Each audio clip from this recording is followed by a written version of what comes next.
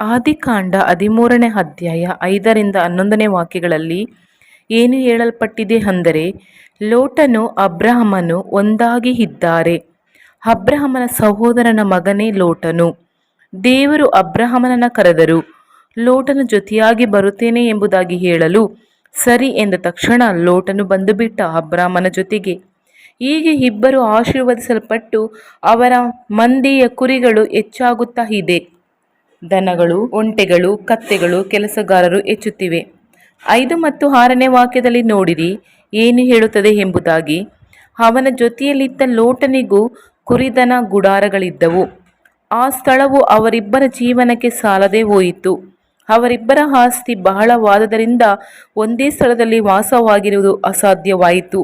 ಏಕೆಂದರೆ ಅಷ್ಟೊಂದು ದೊಡ್ಡ ಕುರಿ, ದನ, ಒಂಟೆಗಳನ್ನು ದೇವರು ಆಶೀರ್ವದಿಸಿ ಬಹಳವಾಗಿ ಹೆಚ್ಚುವಂತೆ ಮಾಡಿಬಿಟ್ಟರು.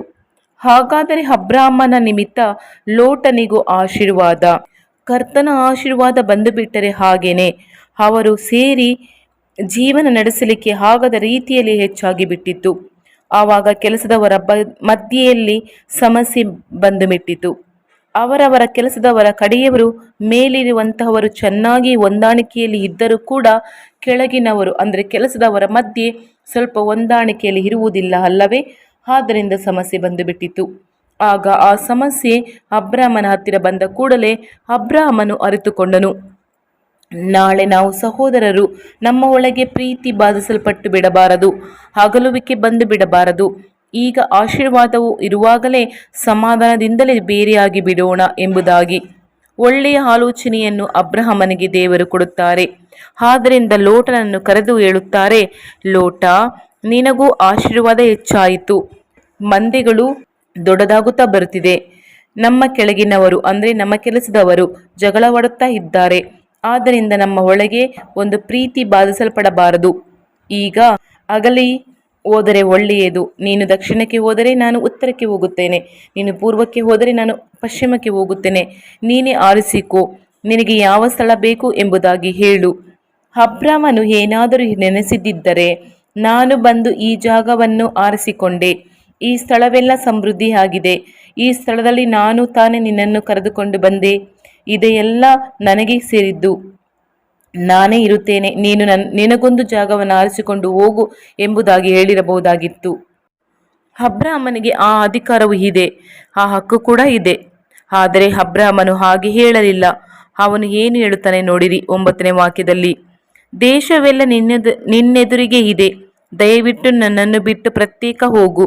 ನೀನು ಎಡಗಡೆ ಹೋದರೆ ನಾನು ಬಲಗಡೆಗೆ ಹೋಗುವೆನು, ನೀನು ಬಲಗಡೆಗೆ ಹೋದರೆ ನಾನು ಎಡಗಡೆಗೆ ಹೋಗುವೆನು ಎಂದು ಹೇಳಿದನು.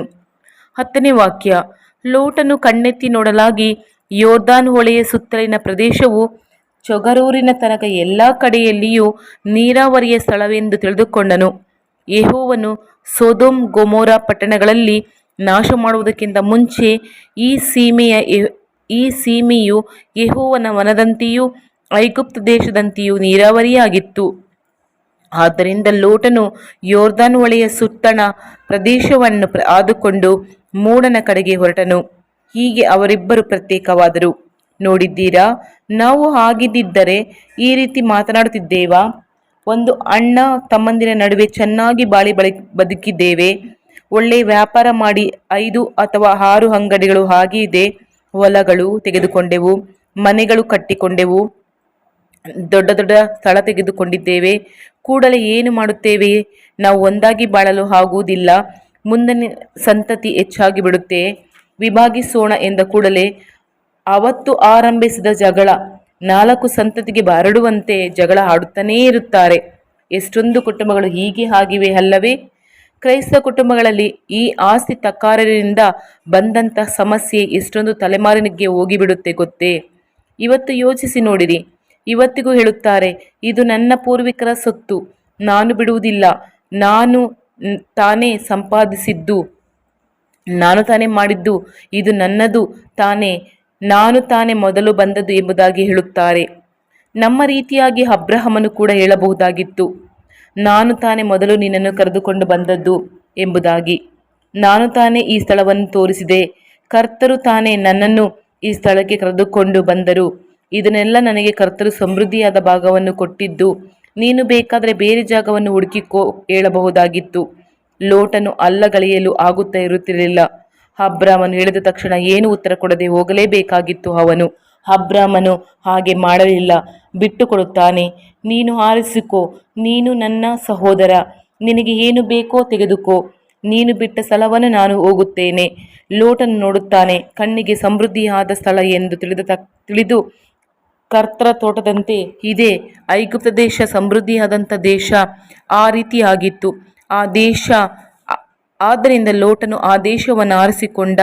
ಅವರ ಮನೆಯಲ್ಲಿ ಏನು ನಡೆದಿರುತ್ತೆ ಒಮ್ಮೆ ಯೋಚನೆ ಮಾಡಿ ನೋಡಿರಿ. ಸಾರಳು ಬಂದು ಹೇಳಿರಬಹುದಾ ಅಬ್ರಹಾಮನ ಬಳಿ, ಏನ್ರಿ ಎಲ್ಲವನ್ನು ಅವನಿಗೆ ಬಿಟ್ಟು ಕೊಡುತ್ತಿದ್ದೀರಿ, ನಿಮ್ಮ ಅಣ್ಣನ ಮಗ ಆಗಿರಬಹುದು, ಅದಕ್ಕೋಸ್ಕರವಾಗಿ ನಾವು ಕೊಡಬೇಕೆ? ಈ ಜಾಗವನ್ನ ದೇವರು ನಮಗೆ ತಾನೇ ಕೊಟ್ಟಿದ್ದು, ನಾವು ತಾನೇ ಮೊದಲು ಬಂದದ್ದು. ಇದು ಕರ್ತರು ಕೊಟ್ಟಂತಹ ಆಶೀರ್ವಾದ ಅಲ್ಲವೇ? ಇದನ್ನೆಲ್ಲ ಬಿಟ್ಟು ಹೋಗಬೇಕೆ ಎಂಬುದಾಗಿ ಹೇಳುತ್ತಿದ್ದೀರಿ. ಕೆಲಸದವರು ಕೂಡ ಹೇಳಲಿರಬಹುದು, ಏನಯ್ಯ ನೀವು ಹೀಗೆ ಮಾಡುತ್ತೀರಿ, ಇಲ್ಲೇ ತಾನೇ ನಮಗೆ ಸಮೃದ್ಧಿ, ಇದನ್ನೆಲ್ಲ ಬಿಟ್ಟು ಹೋದರೆ ಕುರಿದನಕ್ಕೆ ನೀರು ಸಿಗುತ್ತಾ ಎಂಬುದಾಗಿ.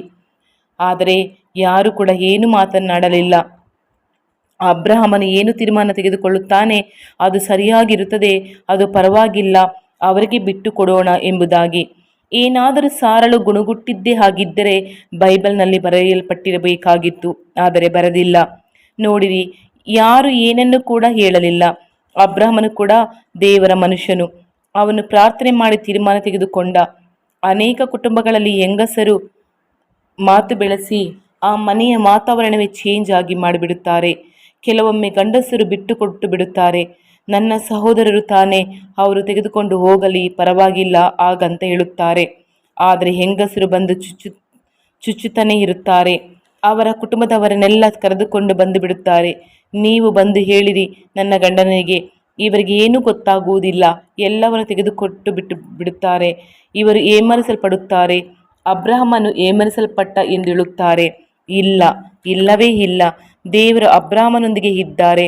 ಬಿಟ್ಟುಕೊಡುವ ಹೃದಯವುಳ್ಳವನಾಗಿರುವುದರಿಂದಲೇ ಅಬ್ರಹಾಮನನ್ನು ಆಶೀರ್ವದಿಸಿದರು. ನೀವು ಅದನ್ನು ಅರ್ಥ ಮಾಡಿಕೊಳ್ಳಬೇಕು. ಅದು ಏಮರಿಸಲ್ಪಡುವಂಥದ್ದು ಅಲ್ಲ, ಬಿಟ್ಟು ಕೊಡುವಂತಹ ಒಂದು ಹೃದಯ, ಅದೇ ದೇವರ ಹೃದಯ. ಈ ಆಸ್ತಿಗಳು ಶಾಶ್ವತ ಅಲ್ಲ, ದೇವರು ಕೊಡುವಂತಹ ಆಶೀರ್ವಾದವೇ ನಿರಂತರವಾದದ್ದು. ಪ್ರಾರ್ಥಿಸೋಣ.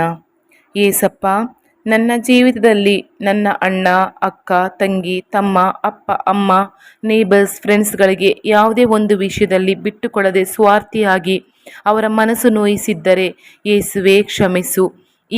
ಈ ಕ್ಷಣ ನಾನು ಅವರ ಬಳಿ ಕ್ಷಮೆ ಯಾಚಿಸುತ್ತೇನೆ. ಇನ್ನು ಮುಂದೆ ಸ್ವಾರ್ಥ ಚಿಂತನೆ ಮಾಡದೆ, ಆಸ್ತಿಯ ಸಮಸ್ಯೆಗೆ ಹೋಗದೆ, ಪ್ರೀತಿಯಿಂದ ಇರಲು ನನಗೆ ನಿಮ್ಮ ಪ್ರೀತಿ ಆಶೀರ್ವಾದ ಬೇಕು. ನನ್ನನ್ನು ನಿಮ್ಮ ರೀತಿ ಮಾರ್ಪಡಿಸಿರಿ. ನೀವು ಅಬ್ರಹಾಮನಿಗೆ ನಿಮ್ಮ ಫ್ರೆಂಡ್ ಅಂತ ಹೇಳಿದ ರೀತಿ, ಅವನನ್ನು ಮಾರ್ಪಡಿಸಿದ ರೀತಿ ನನ್ನನ್ನು ಮಾರ್ಪಡಿಸಿರಿ. ನನ್ನನ್ನು ನಿಮಗೆ ಒಪ್ಪಿಸಿಕೊಡುತ್ತೇನೆ ಅಪ್ಪ. ಅವನನ್ನು ನೀವು ಫ್ರೆಂಡ್ ಎಂದು ಹೇಳಿದ್ದೀರಾ, ಅದೇ ಪ್ರಕಾರ ನನ್ನನ್ನು ಕೂಡ ನೀವು ಫ್ರೆಂಡ್ ಅಂತ ಹೇಳಬೇಕು. ನಾನು ಪರಿಶುದ್ಧನಾಗಿ ಜೀವಿಸಬೇಕು. ನಿಮ್ಮ ರಕ್ತದಿಂದ ನನ್ನನ್ನು ಶುದ್ಧೀಕರಿಸಿರಿ. ಯೇಸು ಕ್ರಿಸ್ತರ ನಾಮದಲ್ಲಿ ಆಮೇನ್, ಆಮೇನ್. ತಂದೆಯೇ, thank you Lord Jesus Christ.